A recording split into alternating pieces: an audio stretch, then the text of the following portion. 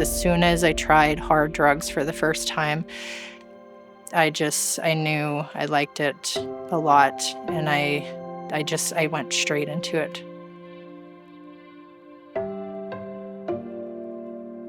My biggest memories of childhood was just my connection with the friends I had in the neighborhood. There was lots of kids. It was like every second home seemed like I had a friend there. I was raised in an alcoholic home, and I was an alcoholic. I quit drinking when I was 31, so Amber was about 7. So and every time Amber came over, our home was it was a sober home. But then when Amber became a teenager, the lifestyle that she was growing up with on the other side of town was kind of like how I grew up, where there was partying and stuff like that. So we didn't see her much when she was a teenager. Our environment for when she lived with me and Darren, I was an alcoholic back then. Yeah, so, and I hid my alcohol a lot. At that time, her dad was just starting to recover himself. Yeah, so it was no alcohol. Coming back here, it was alcohol, and then it was also drugs involved too. So Amber was quite high energy as a kid. She was always on the go, in and out, in the door and out the back, and she was always moving.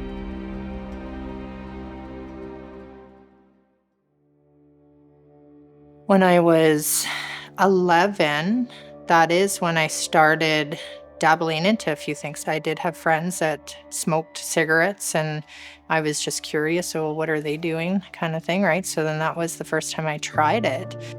Eventually became it was okay to do it because I was able to openly do it at home. I had 2 totally different lifestyles, and I was 2 totally different people. I was one way when I was with people in gatherings with my dad and stepmom, and a different person when I was at home. Every time I would go out partying or drinking or anything, just hanging out with people, I had to drink as much as possible and almost black out every time. I kind of know where she learned her addiction from. It was from myself. I mean, that's definitely where we could easily see where it came from. It was a big role in my life. I mean, it affected Amber dramatically. I mean, this is where it all came from. I was about 20.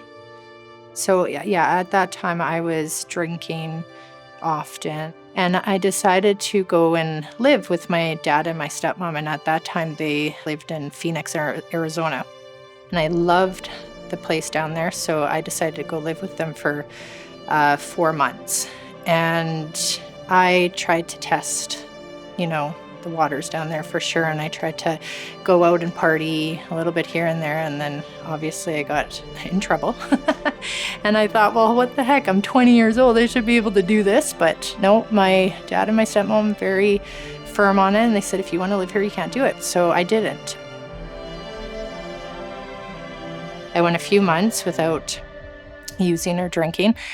And then I decided to come back home for a couple of weeks for vacation. And those couple of weeks were just straight out partying.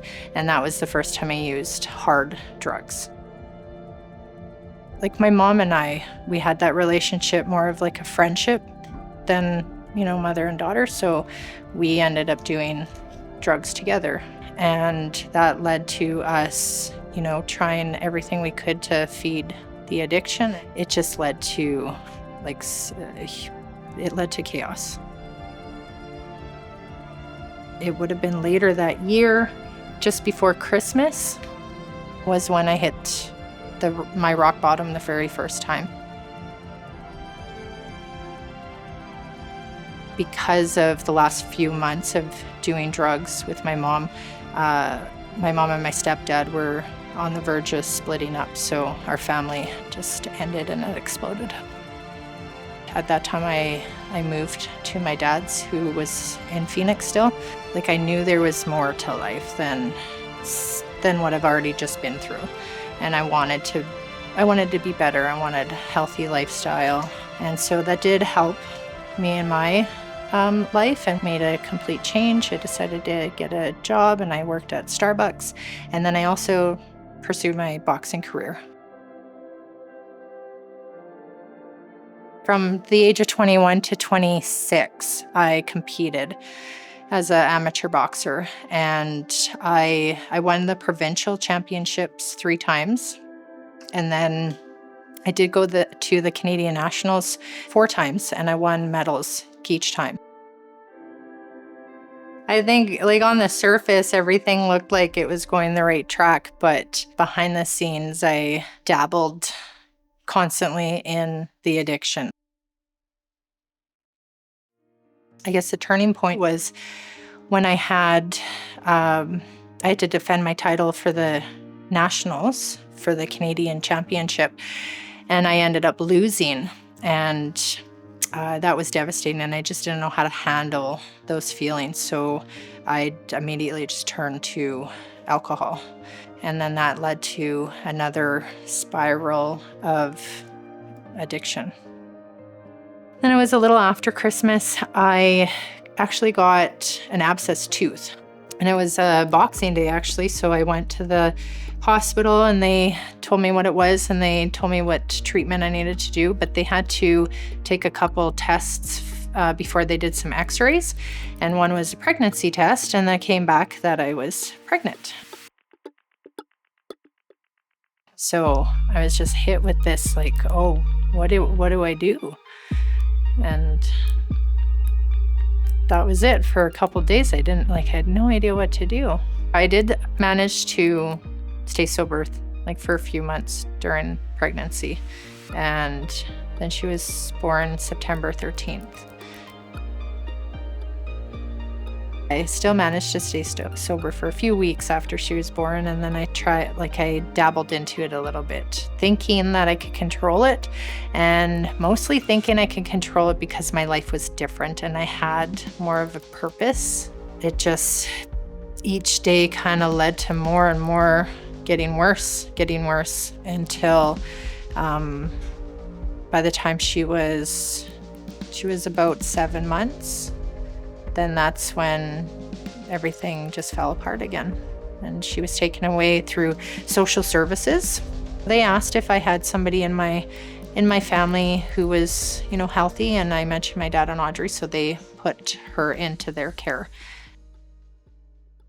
Well, the first time I found out about Adeara, I was still in the addiction, and I know my dad and Audrey mentioned to me, like, here's a treatment center you should check out, and I just wasn't ready at that time. I'm like, no, I'm not. I'm still trying to figure this on my own. I can get sober on my own. And then when I realized I couldn't, and that's when I decided to go to detox, my dad brought it up to me again. He said, you should check out Adeara. It's a Christian-based center, and it'll be good for you. I didn't have to necessarily put much effort into connecting with my parents again, because they were always there. It was me that pushed them away. And so once I went into Adeara, they were all right there. They just allowed me to be able to work on myself while working on our relationship together as well. And initially when I went there, I had this thought of, I would go for a few months, 3-4 months. To me, that was a long time. But once I was there, I realized it wasn't. And I just kept on changing my timeline. I was like, okay, I'll do 6 months. Oh no, that's not long enough. I'll do a year. I'll do 2 years. And I was there for 3 years. A counselor told me that just think about how long you were in your addiction for. 10, sometimes 15 years, some other people, longer, 20 years. How is that gonna resolve itself in just a couple of months? You have to work on yourself for years and still continue through recovery. The transitional house was important because I was able to experience life while still being under the care of Adeara. It wasn't as structured as Adeara. I did still have some guidelines or rules to follow. I also had a support system there, so I always seen a support worker once a week. I was able to do life, experience life, while still being in that care of Adeara. We've known each other since grade 7, and it's always been a blessing because a friendship that long, she's always been a part of my life. She's always been a friend, someone I know kind of thing. And when that part was separated and we got to live our own lives of growing up after 18, doing whatever we need to do to figure ourselves out, we ran into each other every once in a while. And it's just that I truly feel is a blessing that she's always just kept in my life. We had to follow some rules because it was like, make sure you have her home at this certain amount of time. And it was understandable, right? That structure on it, I knew that was no joke. I know for myself, going back, if I didn't have that transitional period and moving out on my own, even though I had 3 years of recovery, it still would have been scary and not fully understanding or knowing how to do life. We have a huge respect, and we continue to support Adeara financially. Yeah, We go to Adeara. they did wonders for her. Because of the structure and the longevity of the structure, and because it is Christ-centered, that's what works. To Mom, thank you for making sure everyone is safe in our family, and thank you for giving me a wonderful life.